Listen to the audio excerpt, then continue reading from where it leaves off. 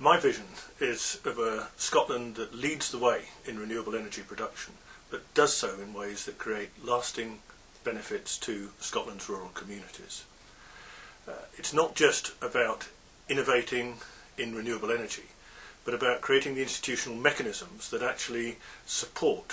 rural Scotland in its quest for sustainable development. If we think about the needs, those needs relate to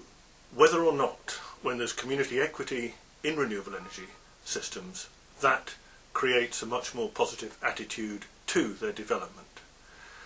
But more than that, we need to know whether or not there is scope within the planning system to create opportunities for social and economic benefit to be a key part of the planning consideration. Because to date, we've tended to let environmental considerations rule and ignore local social and economic development. So in terms of priorities, can we develop a planning system that is more geared towards supporting local community benefit, that creates opportunities for community equity in renewable energy production, and that provides a platform for sustainable rural development? At the moment, what we've got is a predominantly predatory system that strips the benefits out of rural areas, but what we've also got in some examples like Hutton in Aberdeenshire and Fintry in Stirlingshire and Gear on the Western Islands is some examples of where community co-ownership or ownership delivers